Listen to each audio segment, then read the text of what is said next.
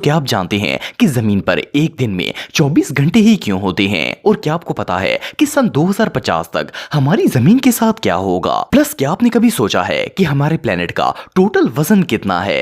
आज की इस वीडियो में मैं आपको प्लेनेट अर्थ के मुतालिक ऐसे शॉकिंग फैक्ट्स के बारे में बताऊंगा जो आपने पहले कभी नहीं सुने होंगे।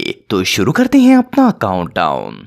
दोस्तों, अगर जमीन की साइज की बात की जाए तो ये काफी बड़ी और वसी है। इस पर करोड़ों नहीं बल्कि अरबों लोग रहते हैं। इसके अलावा इस पर जानवर, समुंदर, पहाड़, दरख्त और इस तरह की कई चीजें मौजूद हैं। लेकिन क्या आपने कभी सोचा है कि जमीन का टोटल वजन कितना होगा?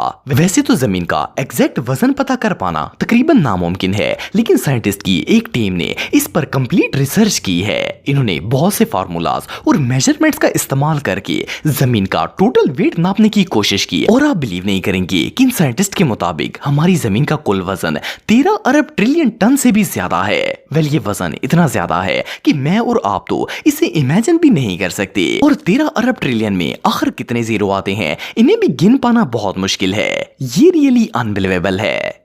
दोस्तों, हम सब बचपन से ही सुनते आ रहे हैं कि दरख्त हमारी जमीन का सबसे अहम और लाजमी हिस्सा हैं। ये ऑक्सीजन प्रोवाइड करते हैं जो कि इंसानी जिंदगी के लिए बहुत ही जरूरी है। इसलिए हर कोई ये कहता है कि जमीन पर ज्यादा से ज्यादा दरख्त और पौधे लगाने चाहिए। इवन कि ये भी कहा जाता है कि अगर जमीन से दरख्त खत्म हो जाएं तो इंसान का जिंदा रहना इम्पॉसिबल हो जाएगा। लेकिन आपको जानकर हैरानगी होगी कि ये बात कंप्लीटली रॉन्ग है। इस बात में कोई शक नहीं है कि दरख्त हमें ऑक्सीजन प्रोवाइड करते हैं, लेकिन ये सिर्फ हमें 100 में से 28% ऑक्सीजन ही देते हैं। इसके अलावा दुनिया में 72% ऑक्सीजन हमें समुद्र से मिलती है। इसका मतलब ये है कि दुनिया की 3/3 ऑक्सीजन समुद्र जनरेट करता है। और इससे भी इंटरेस्टिंग बात यह है कि जो दरख्त हमें 28% ऑक्सीजन देते हैं, इस ऑक्सीजन का 22% हिस्सा अमेज़न के जंगलों से जनरेट होता है। इट मीन्स कि अमेज़न के जंगलों के अलावा दुनिया भर में जितने भी दरख्त मौजूद हैं वो सारे मिलकर हमें 6% ऑक्सीजन प्रोवाइड करते हैं। ये रियली अनबिलीवेबल है। दोस्तों, ये बात तो हम सब जानते हैं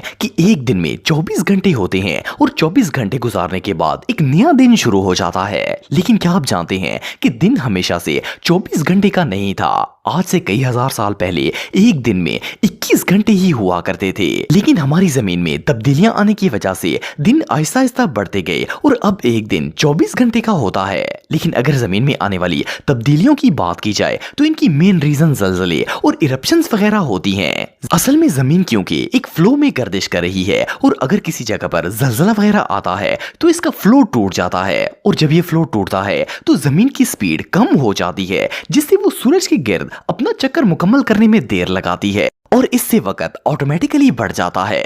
आपको जानकर हैरानगी होगी कि जमीन की स्पीड हर साल 1.7 मिली सेकेंड कम हो जाती है। और साइंसदानों का कहना है कि एक दिन ऐसा आएगा कि जमीन हरकत करना बंद कर देगी और शायद ये वही वक्त होगा जब सूरज मगरब से तलू होगा।